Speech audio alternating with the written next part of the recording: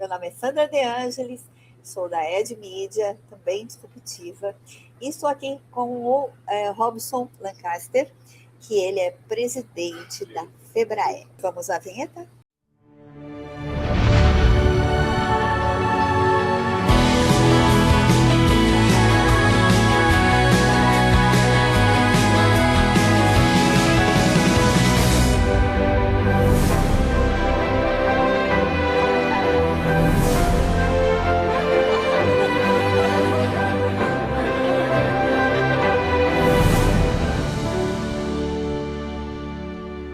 Vamos lá, agora nós vamos conversar com o Robson Lancaster, que é advogado, e além de advogado, ele faz parte do grupo Disruptivos e hoje também já assumiu a função honrosa de presidente da Febrae. Primeiramente, vou querer saber de você, Robson, o que é o seu perfil de trabalho como advogado, e aí eu queria que você se apresentasse para o nosso público. Boa noite, meu nome é Robson Lancaster, atualmente estou presidente da Febrae, sou advogado de formação, tenho 30 anos na área profissional, atuo em direito empresarial e outras áreas do direito civil, principalmente. Também faço trabalhos de consultoria, atualmente sou professor universitário também na área de direito. E, fora isso, outras atividades, né? Acho que a gente pode até brincar, né? Chefe escoteiro, pai de família, né? Tem os meus afazeres como qualquer outro ser humano comum, né? Quer dizer, serviço não tem para mais de metro. Tem para mais de metro. Como diria o caipira, isso. Bastante trabalho, muito, né? Bom, muito bom. E você, na área do direito, você hoje faz parte do grupo Disruptivos, que foi criado pela Inovate, por meio da Cristal, Inteligência Artificial Cristal, e você trouxe uma área que é bastante hermética, pelo menos na minha maneira de observar, e se não for isso, você me corrija, por favor, para uma área de inovação. Como é que funciona isso na prática?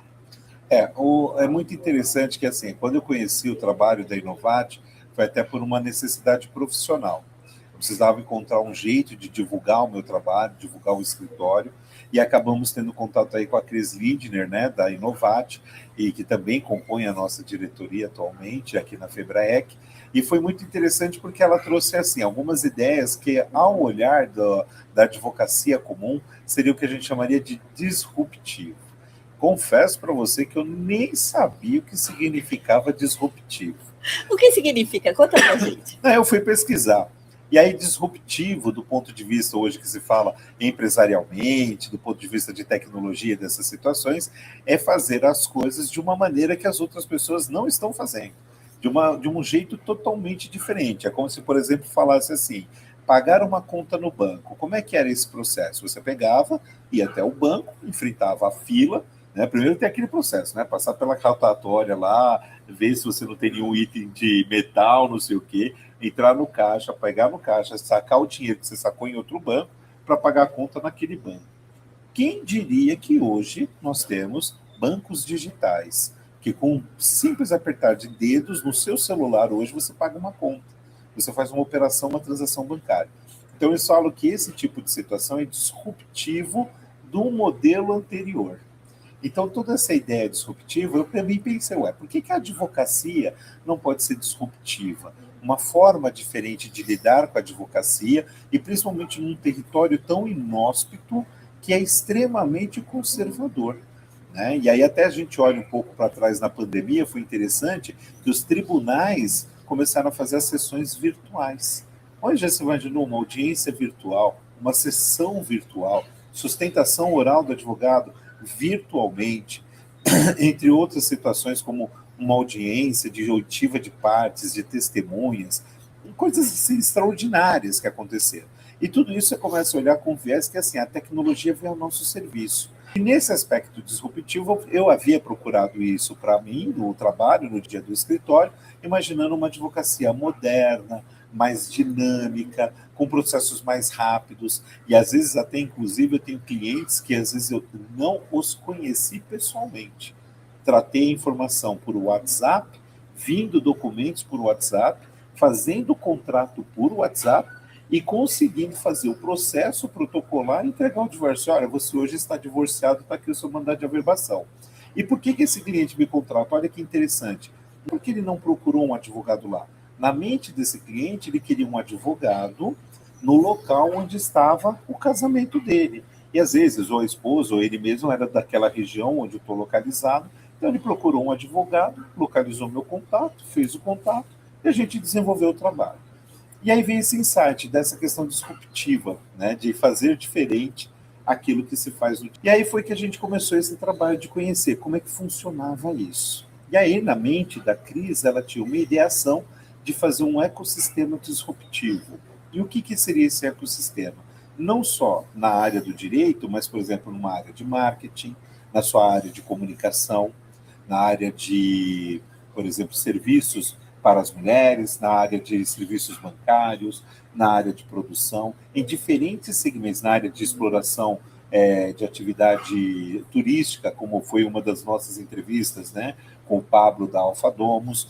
Então, todas essas situações mostravam o quê? Que existe uma gama de pessoas e empreendedores que estão por aí no mercado que não conseguem compor atividades dentro de um grande ecossistema. E qual que é a ideia desse ecossistema? Que ele funcione como uma relação interpenetrada de cada ente, trocando relações econômicas, relações comerciais, trocando relações pessoais, né? E fomentando e desenvolvendo negócios, como se criasse realmente um verdadeiro ecossistema. Eu brinco que isso até beira hoje uma nova ordem econômica, né?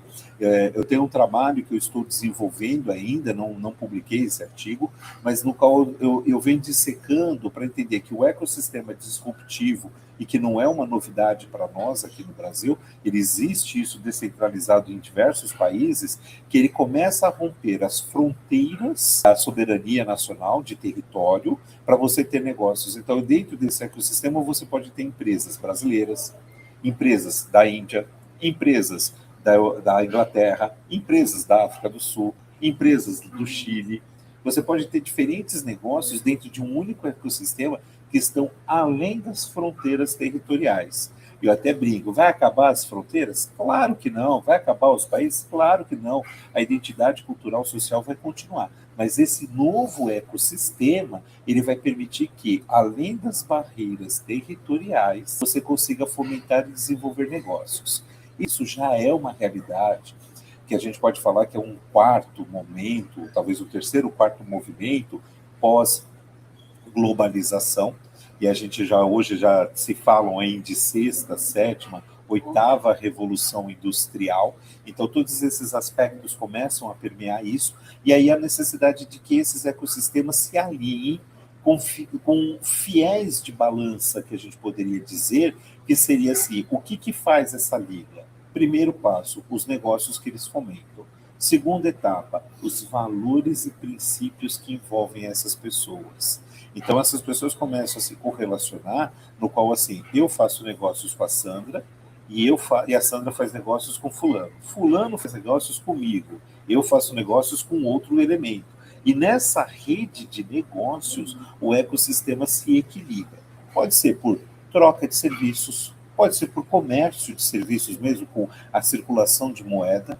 E aí entram alguns aspectos que pode ser a moeda que a gente tradicionalmente conhece, ou abre aspas, né, que o governo nos ouça, né, uma nova moeda, inclusive dentro desse sistema. Como foi, por exemplo, a ideia do Bitcoin, dessas moedas virtuais, nada mais é do que você entender que é uma moeda de negociação entre esses próprios ecossistemas. É que ela se materializa externamente para o mercado e internamente no próprio ecossistema com a linguagem deles. E por que isso? Porque quando a gente fala de sistemas disruptivos, né, de ecossistema disruptivo, a gente está entendendo que cada componente desse ecossistema tem uma tecnologia diferente. Ele tem um jeito diferente de fazer as coisas com as quais estamos habituados. E, além dessas, a criação de novas coisas, de novos negócios, de novas ideias e novos fomentos. Então, o que eu entendo assim, que a gente hoje tem um grande ecossistema, uma grande atividade econômica e que rompe as barreiras tradicionais de fronteira e de economia como a gente enxerga no mercado. Isso, para o direito clássico, é uma ousadia, não? Muito. E aí que entra essa parte que é mais encantadora até para mim hoje e um desafio até profissional. Por quê? Olhando toda essa malha de situações, a gente precisa imaginar o seguinte: dentro do ecossistema, ele consegue encontrar os seus pontos de equilíbrio. Então, os contratos, vamos dizer assim, as relações jurídicas, né? As relações jurídicas que regem direitos e obrigações dessas pessoas dentro do ecossistema, elas estão pautadas muito nos valores, nos princípios, nas situações em que eles fixam as condições. Então, eu faço negócios com você porque você preserva os mesmos valores que os meus. Então, nós trocamos aqui e a gente vai poder fazer negócio porque eu confio em você. Existe uma moeda de confiabilidade, de crença, né, no negócio.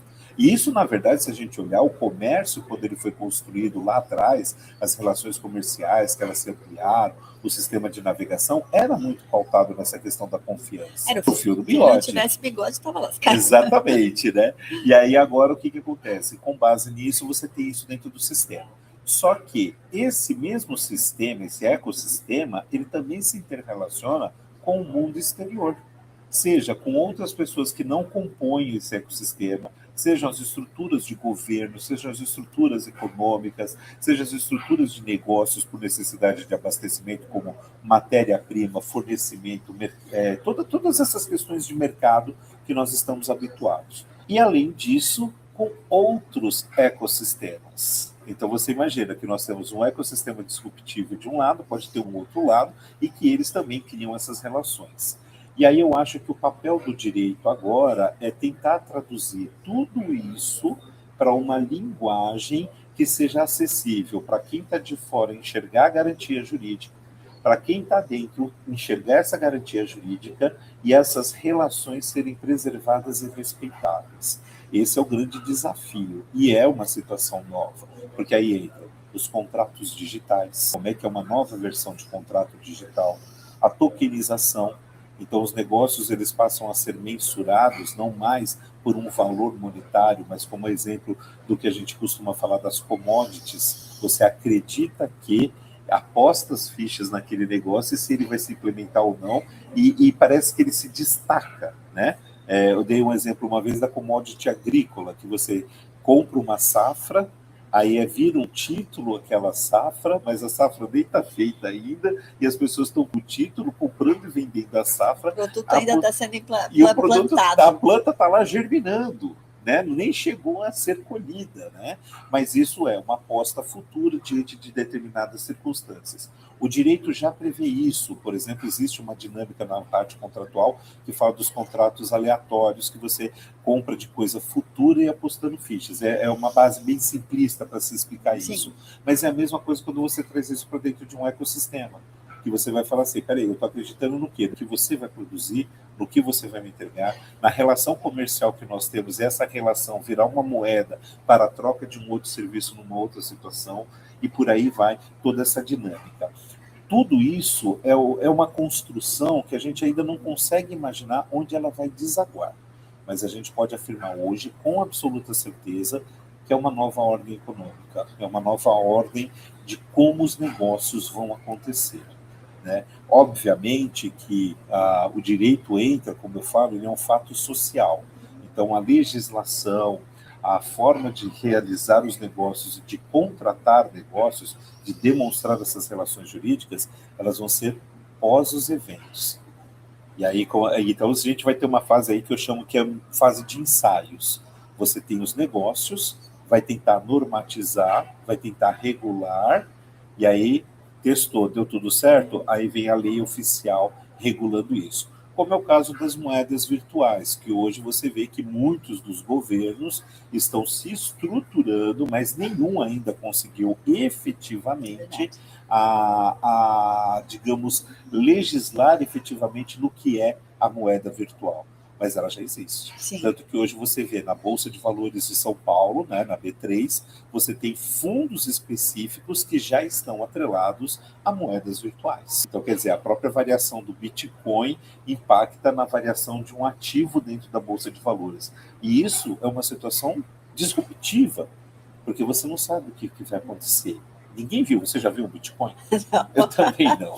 Nem vamos ver, né? Exatamente, né? A gente não sabe como é que ele é. A gente intui que Ele é uma existe entidade. uma entidade, ou o sistema de cadeia do blockchain que o pessoal fala, mas a gente não sabe. Mas isso vai. Por exemplo, a tokenização de obras de arte.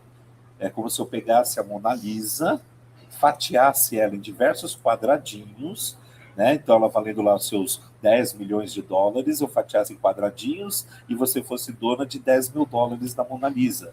Se a Mona Lisa valorizar os seus 10 mil dólares, avaliou 10 mil dólares. Mas o seu todo não é a Mona Lisa, você tem só uma fração. Só que isso acaba virando o quê? Negócio, porque por exemplo, você pode falar assim, olha, eu tenho aqui 10 mil dólares da Mona Lisa, você quer comprar para você me fazer aquele trabalho de entrevista ou de mídias e de preparação da divulgação do meu trabalho? Aí você vai, pô, eu topo, então tá aqui, ó, tô te pagando com isso e isso aqui. Então essas relações, elas passam a existir no mercado de uma maneira muito dinâmica, e aí dentro de um sistema que você vai falar assim, então o que vai acontecer? É economia? É. Mas eu acho que passa a ser uma economia também colaborativa, no qual você equilibra essas relações com base numa mensuração de valor. Não existe mais um parâmetro que você possa dizer o seguinte, uma paridade. Cada onça de ouro vale $1, por exemplo, como é o padrão ouro, né? Claro que não é esse o valor, estou usando um por um só para a gente identificar. Mas dentro do ecossistema não dá para falar o seu um token pode ser diferente do meu um token. Pode ser que o seu token valha meio token do meu.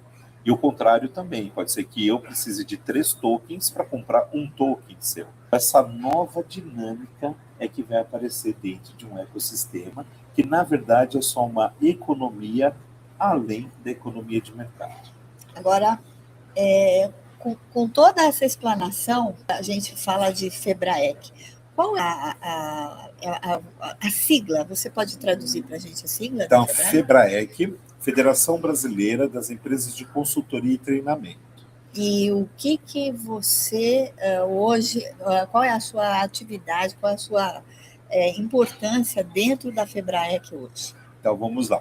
Hoje eu estou atualmente como presidente da FEBRAEC. Ela foi uma idealização do professor Rodney Domingues, um professor da Universidade de Campinas. Ele atualmente trabalha com o Instituto Axos de Estatística, de Desenvolvimento de Pesquisas de Mercado, muito interessante.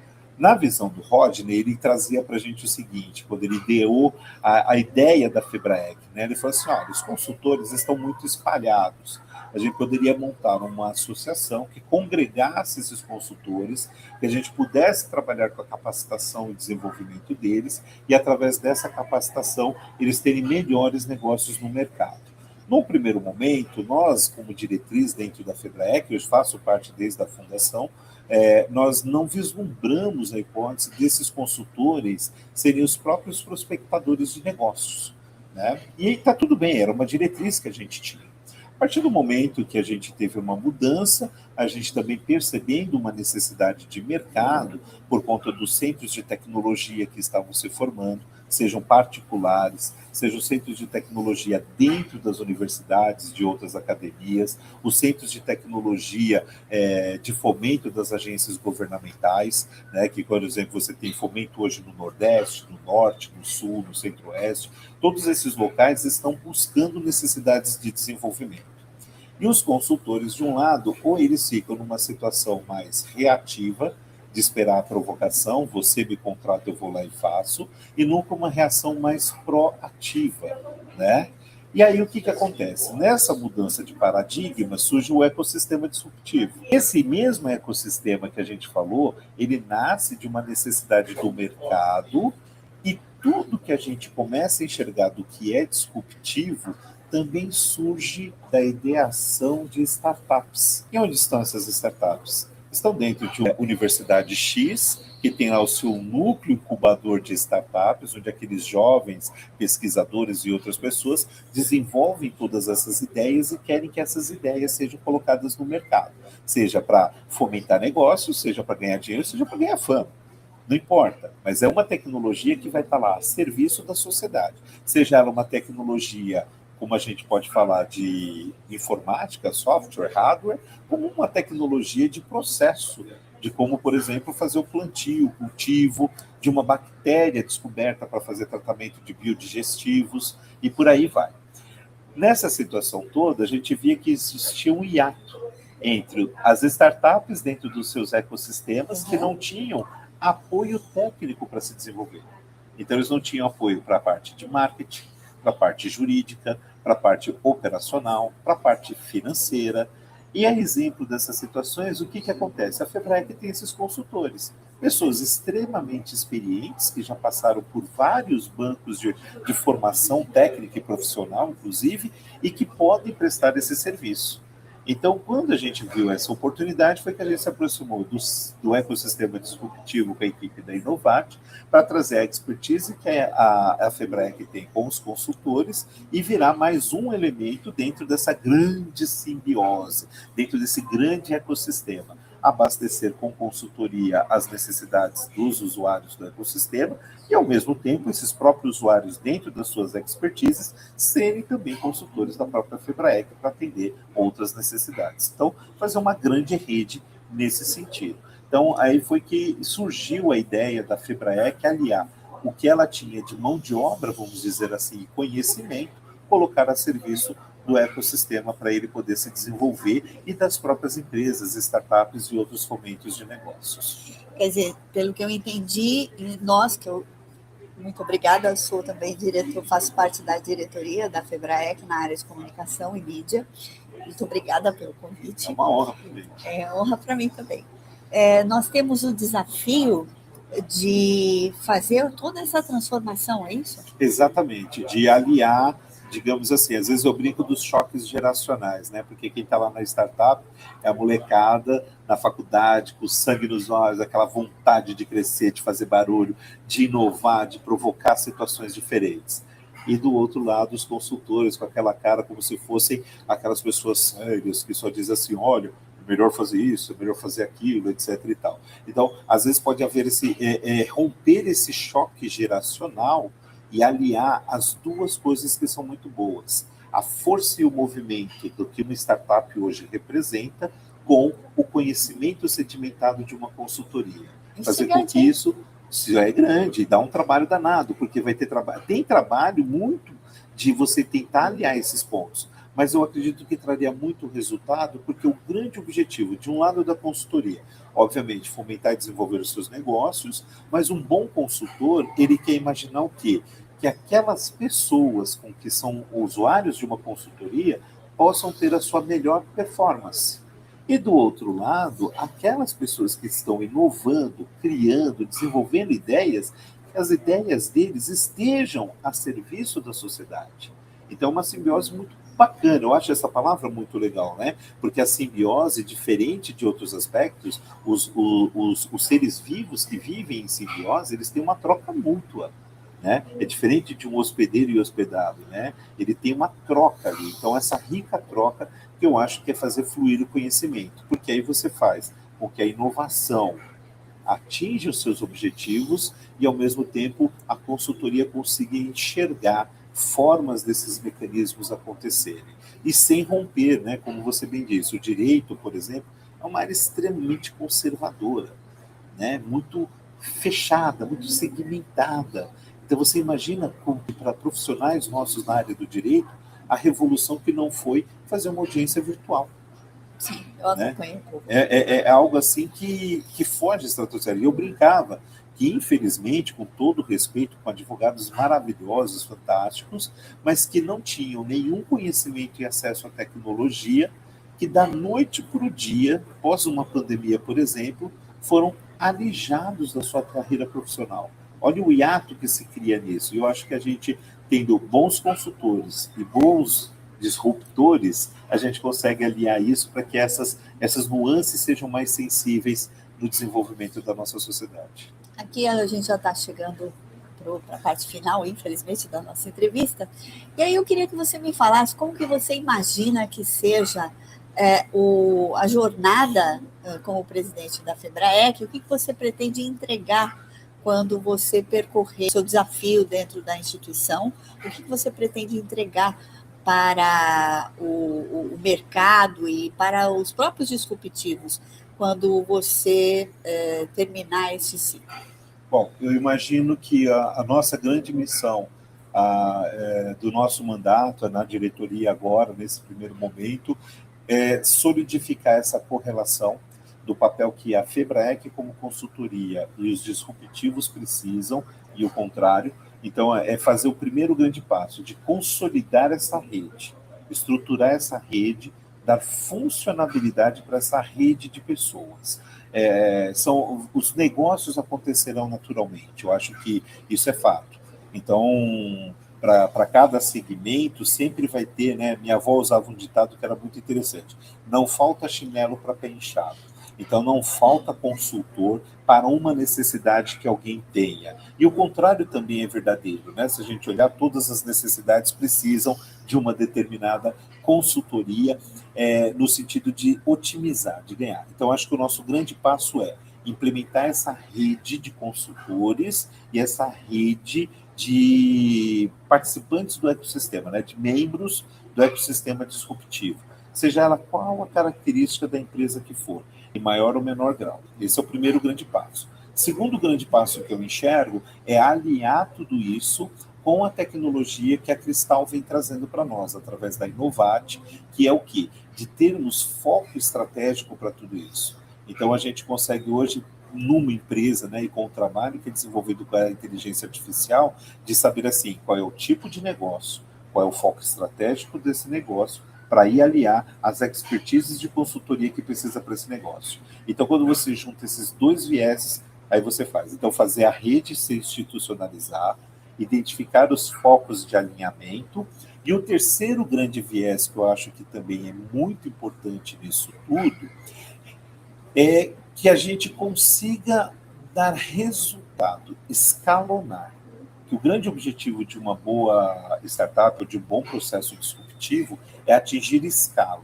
E quando a gente fala atingir escala, não é uma questão de uma produção massificada, não é isso, mas é que ela tenha capilaridade, né? Quer dizer, ela consiga se tornar capilar dentro da sociedade e perenidade, se perpetuar na linha do tempo com os benefícios que são entregues.